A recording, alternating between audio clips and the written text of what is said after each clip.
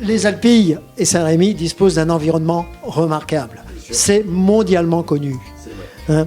Donc, c'est mérité. Oui, et c'est mérité. Justement, quels vont être les engagements d'Henri Milan, maire, futur maire potentiel de Saint-Rémy, pour préserver, voire améliorer l'accès à cet environnement remarquable?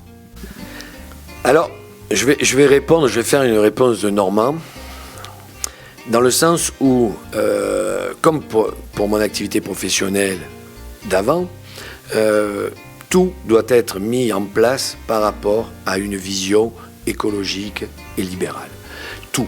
C'est-à-dire qu'on a un problème de construction écologie, on a un problème de poubelles écologie, on a un problème d'eau écologie. C'est ça l'idée forte de ma démarche pour les Saint-Rémois. Et de naturellement Saint-Rémy. Exactement.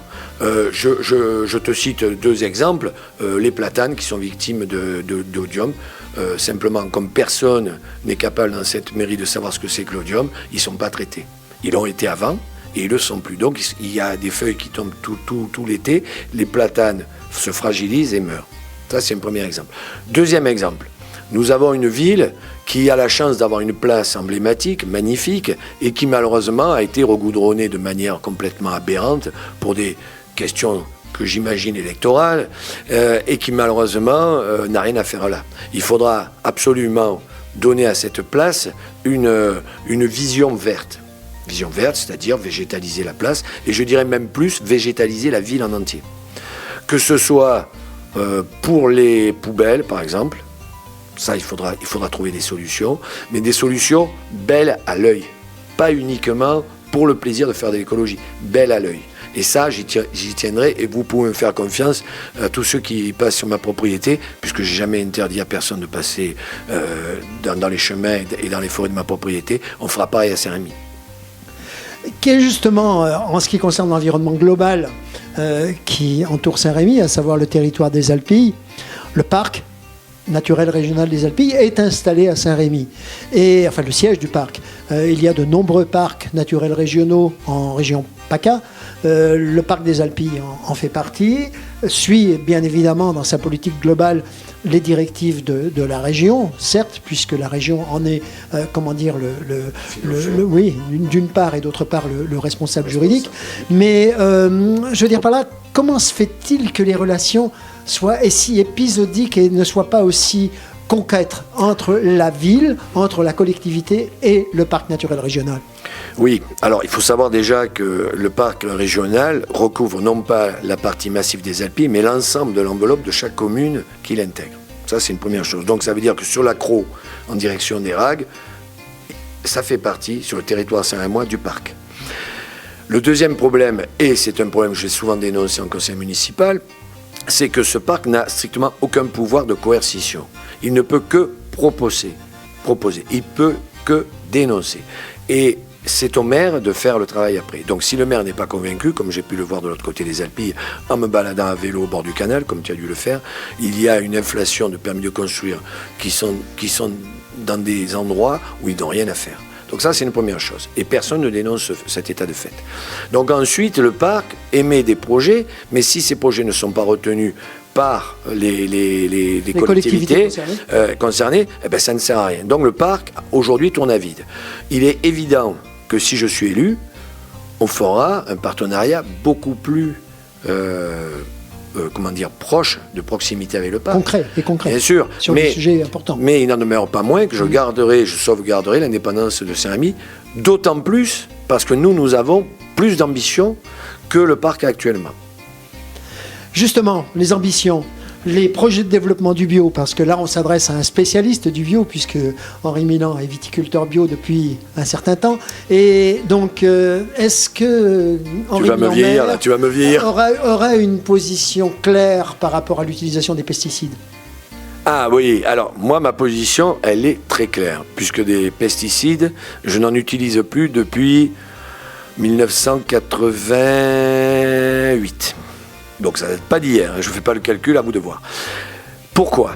Parce que, comme j'avais dit à mon salarié qui me parlait à l'époque de l'herbe qui poussait dans les vignes, je lui ai dit « Mais Pierre, c'est vous qui vous empoisonnez en mettant cette saloperie. » Donc, ma position, elle est claire. Par contre, je sais que dans ma culture, les choses sont un peu moins compliquées que dans notre culture.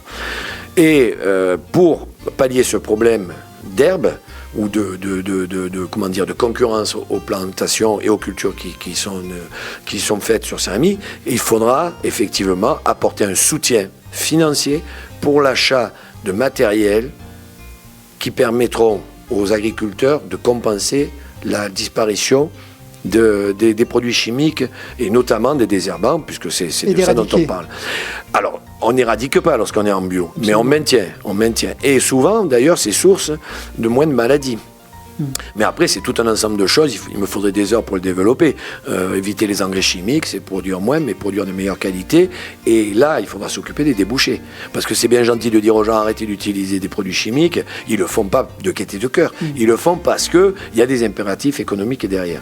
Et à ce niveau-là, on aidera aussi à créer un organisme qui permettra de valoriser ces productions agricoles, et notamment autour de moi j'ai tout un ensemble de jeunes agriculteurs qui manquent à la fois de terre, mais qui ont l'envie, qui manquent de terre, mais qui ont l'envie de s'installer. Et donc on les favorisera. Ça passera aussi par une demande d'aide au conseil régional et au conseil départemental. Parce que là aussi, c'est bien gentil de dire au parc, faites en sorte que, mais si on ne lui donne pas les moyens de travailler, ça ne sert à rien. Non, ma question initiale traitait des pesticides, et notamment, en particulier du glyphosate, puisque c'est un mot très à la mode, mais et notamment la situation de la nappe phréatique. Allons un petit peu plus loin. Ah, bien entendu, la chance qu'on a aujourd'hui, c'est que nous avons une épaisseur de 80 mètres d'argile grise. D'ailleurs, j'en ai un morceau ici. Vous voyez, c'est une argile extrêmement compacte, mais la nature est faite pour que l'eau descende. Donc évidemment qu'à terme, on court un risque sanitaire. Et ça, malheureusement, il faudra aussi trouver des solutions. Mais au moins, si on arrive à arrêter, à ralentir cet usage du glyphosate, qui n'est pas un pesticide, mais un désherbant. Oui, pour tout dire. Donc, je pense que ça devient plus qu'urgent. On a 80 ans d'utilisation de glyphosate. Il faut savoir que les vignerons, en tout cas pour ma partie, dans le Sud, ont été les derniers à utiliser les produits chimiques. C'est le système commercial qui les a incités à faire ça. Et donc, il faut revenir en arrière. Et je pense que, vu la population et vu le tourisme et vu la réputation de Saint-Rémy, on peut très bien vendre un produit agricole de qualité à un prix plus élevé en faisant valoir le fait qu'il est produit à Saint-Rémy.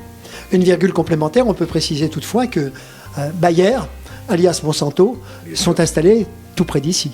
Et malheureusement, oui, ils ont des centres de recherche. Écoutez, il faudra les convaincre de changer d'aptitude. Alors par contre, j'ai une nouvelle que je peux t'annoncer en primeur, c'est que l'INRA, l'Institut national de recherche agrologique, pro-chimie et pro-production depuis 60 ans, vient de s'associer avec l'organisme Semagref qui s'occupe de l'agriculture biologique pour devenir l'INRAE. Et donc là, ça veut dire qu'il y a 12 000 chercheurs qui ne vont plus seulement chercher à produire plus avec tout un tas de saloperies, passez-moi l'expression, mais qui vont s'attacher à aider les productions à forte valeur environnementale de manière à prévoir l'avenir. Et ça, c'est une nouvelle géniale. 1 milliard de budget. Très intéressant.